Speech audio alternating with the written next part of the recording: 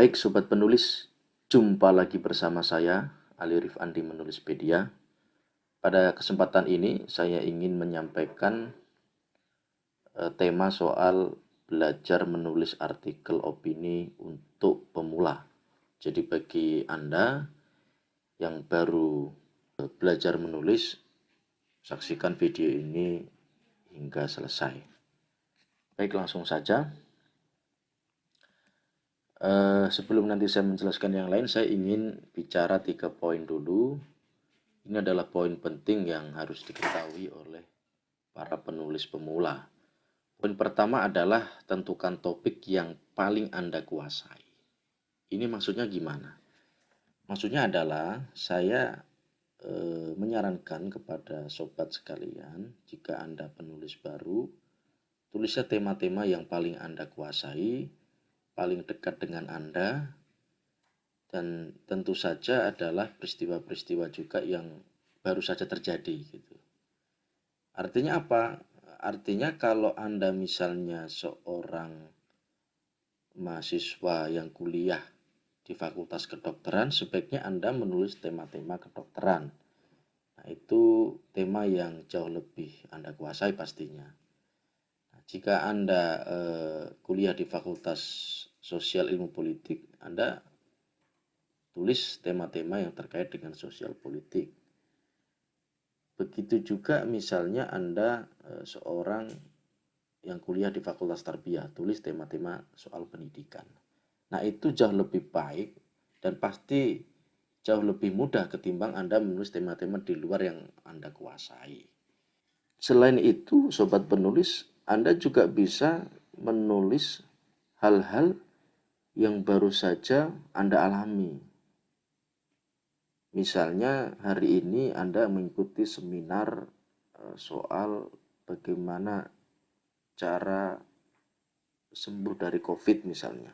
Dan di situ ada banyak pakar, ada pakar kesehatan, pakar psikologi, ada pakar farmasi dan seterusnya. Nah, pengalaman 1 hari ini Anda tulis ya, itu juga bagus bagi penulis pemula karena itu kan peristiwa yang baru terjadi dan masih kuat di ingatan Anda. Ini coba Anda tulis. Jadi selain topik yang paling Anda kuasai adalah topik yang paling dekat dengan Anda. Apakah itu kegiatan sehari-hari atau ya peristiwa yang baru saja terjadi. Itu poin pertama. Poin kedua, tumpahkan semua gagasan Anda. Ini yang perlu saya sampaikan ya ke rekan-rekan yang ingin menulis. Atau Anda jangan terjebak pada teori-teori menulis yang terlalu rumit itu, dan jangan juga terjebak pada judul ya.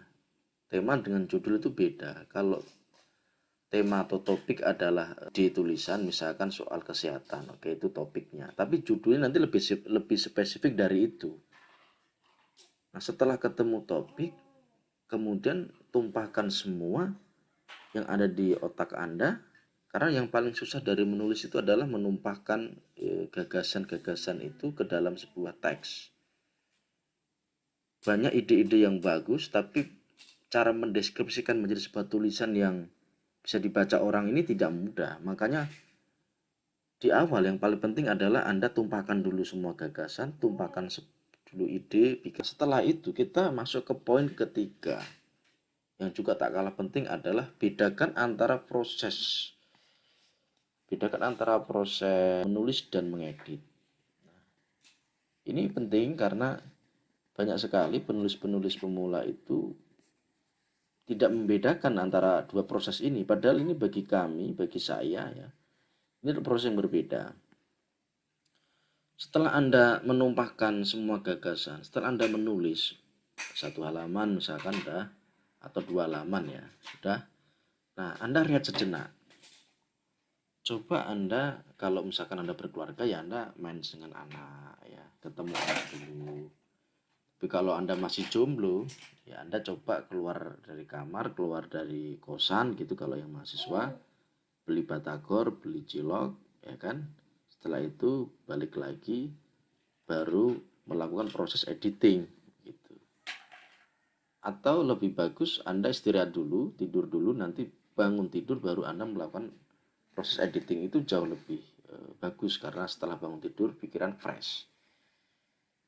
Kenapa harus dibedakan? Karena setelah Anda menulis ya, menumpahkan semua gagasan itu menjadi sebuah teks, Anda pasti lelah. Di posisi lelah itu jangan sampai Anda melakukan editing, karena proses editing proses yang paling penting. Saat Anda melakukan editing itu sebisa mungkin pikiran Anda jernih, pikiran Anda lagi fresh, segar gitu. Nah, itu 3 poin yang menurut saya penting untuk diketahui para penulis pemula. Kita lanjutkan. Nah, kemudian ini kerangka tulisan. Secara umum ada 4 kerangka tulisan. Yang pertama adalah judul. Anda harus menentukan judul. Setelah topik, Anda buat judul. Judul ini sebenarnya bisa dibuat di awal, bisa dibuat di akhir ya.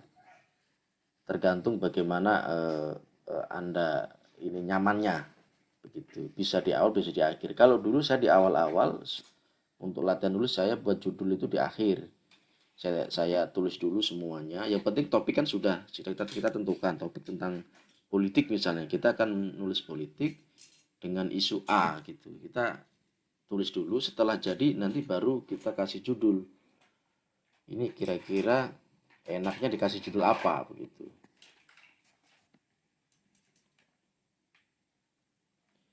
Nah, setelah itu kita buat pendahuluan. Kalau tulisan artikel, pendahuluannya itu tentu membahas peristiwa tentang topik yang kita angkat. Gitu. Kita misalkan mengangkat tentang konspirasi di balik pandemi COVID gitu. Ya kita coba ulas isu konspirasi itu dari siapa gitu di awal gitu kan, kita ulas itu di pendahuluan, nanti baru kita diisinya kita elaborasi teori-teori konspirasi itu apa sih gitu kan, dan siapa saja yang mengatakan bahwa COVID ini bagian dari teori konspirasi gitu.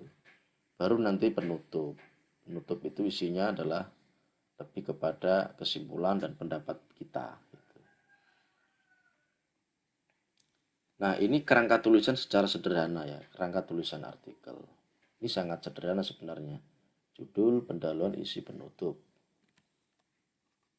Nah, kita lanjut ke rambu-rambu menulis di media. Jadi sobat penulis, kalau Anda ingin menulis di media, inilah rambu-rambunya. Karena banyak sekali penulis baru itu tidak mengetahui rambu-rambu menulis di media. Dia asal mengirim gitu. Dan akhirnya ditolak media berkali-kali. Nah, saya punya pengalaman yang menarik karena saya kebetulan menulis ke koran itu hanya 2 kali ditolak, kemudian yang ketiga langsung dimuat. Teman saya ada yang sampai 20 kali kirim, baru yang 21 baru dimuat.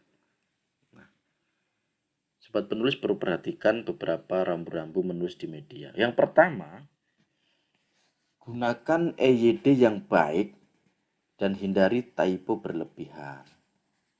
Ini penting karena jangan sampai Anda mengirim tulisan yang masih sampah, ya, dalam tanda kutip ya, itu ke redaksi. Bayangkan redaksi 1 hari itu mendapatkan kiriman banyak artikel. Kompas misalkan 50-90 artikel per hari, yang dipilih adalah 6 artikel. Pasti yang dicari oleh redaktur adalah tulisan-tulisan yang secara isi dan kontennya sudah bagus. Jadi tidak membuat redaktur itu repot begitu. Nah, itu kalau Kompas ya, tapi kalau media-media lain ya sehari bisa di bawah 50 gitu, bisa ada yang 10, ada yang 15, jadi pilih 2 misal atau 3. Kalau typo berlebihan, lebih dari 3 misalnya, itu biasanya redaktur sudah malas untuk memilih tulisan itu. Termasuk gunakan EYD yang baik. Kemudian yang berikutnya adalah, ini rambu-rambu kedua adalah judul tidak boleh terlalu panjang, maksimal 6 kata. Nah, sobat penulis harus paham bahwa ketika Anda ingin menulis tulisan di media, Anda harus memahami karakteristik dan tipologi media bersangkutan. Sebagian media bahkan cuma maksimal 4 kata. Republika misalnya itu rata-rata 2 sampai 3 kata ya, karena space-nya sangat terbatas dan judulnya besar sekali. Jadi judul di Republika itu tidak sampai 6 kata di bawah itu. Kalau Kompas ini masih bisa 6 kata judulnya. Ini penting karena biar seorang redaktur paham bahwa Anda sudah memahami tulisan di koran atau di media. Kalau yang belum memahami tipologi media, biasanya akan menulis judul seperti menulis kalimat gitu. Judul dengan kalimat ini beda. Kemudian rambu-rambu yang ketiga adalah hindari pengiriman ganda ke media massa. Ini penting saya sampaikan karena banyak penulis pemula itu tidak paham bahwa kalau satu artikel itu dikirim ke satu media, bukan dikirim ke semua artikel, nanti mana yang dimuat. Nah, ini salah. Jadi ini saya kasih tahu di awal, karena begitu Anda ngirim ke banyak media dan nanti media A, media B itu sama-sama tahu, nanti Anda akan di blacklist. Apalagi kalau dimuat bersamaan, misalnya Anda kirim di Republika, Anda kirim juga di Sindo, dan dimuat bersamaan, entah itu satu hari ya, hari Senin dimuat bareng atau dimuatnya beda hari Senin dimuat Republika, hari Selasa dimuat Sindo, itu tidak boleh. Anda akan di blacklist oleh media. Baru dimuat sekali langsung di blacklist, ini kan sayang begitu. Nah, ini perlu saya sampaikan. Yang berikutnya adalah yang keempat, yang terakhir, rambu-rambu menulis di media adalah memperhatikan space dan karakter redaksional media massa. Karena nah ini begini. Kan ibarat orang dagang nih sebenarnya. Sebelum Anda menjual dagangan itu, Anda harus cek lapaknya, pasarnya dulu ya, marketnya dulu. Anda mau jual di mana gitu. Nah, kalau Anda mau jual tulisan ini ke koran A, koran B, koran C, Anda harus cek dulu koran A itu bagaimana space-nya dan bagaimana karakter redaksionalnya gitu. Karena setiap media itu beda-beda dari sisi space ini, sebenarnya kan karakter ini ya, karakter di sana itu misalnya menyediakan berapa karakter tulisan. Apakah tulisan dengan 1000 kata itu dimuat apa enggak, atau dibatasi dengan maksimal 7000 kata. Setiap koran itu beda-beda. Jawa Pos, Media Indonesia dengan Kompas itu beda-beda. Kalau Kompas itu tulisan panjang nggak masalah, karena dia tidak dibatasi. Ya kan, ada bahkan sampai 1 halaman untuk para pakar biasanya. Nah, kalau media-media seperti Jawa Pos dibatasi biasanya 7000 kata. Seperti Media Indonesia juga dibatasi. Nah, jangan sampai Anda menulis lebih dari situ. Kalau lebih dikit nggak masalah, tapi kalau lebihnya terlalu nanti redaktur malas memangkas tulisan Anda. Sama juga soal redaksional. Redaksional itu gaya tulisannya. Bagaimana gaya tulisan di media bersangkutan. Tulisan di Republika, di Jawa Pos, di Kompas, Media Indonesia, Sindo, ya itu pasti beda karakternya. Termasuk dari sisi isu. Isunya juga beda-beda. Interest di media A dengan B itu beda isunya, termasuk tipologinya. Tipologi dari satu media dengan media lain itu juga berbeda. Anda harus memahami ini sebagai penulis pemula. Jangan Anda salah market gitu. Tulisan Anda yang harusnya dikirim ke Republika, malah Anda kirim ke Media Indonesia. Nah, salah kamar. Nah, kalau salah kamar nanti ya tidak dimuat begitu. Ini sobat penulis gambaran ya, bagi Anda yang ingin menulis ya, Anda yang baru mau terjun menulis, Anda harus memahami rambu-rambu ini. Ini penting untuk bekal Anda nanti menulis. Baik, itu mungkin yang bisa saya bagi, saya sharing. Terima kasih atas atensinya. Jangan lupa subscribe, like, komen, dan share. Terus semangat, salam menulis.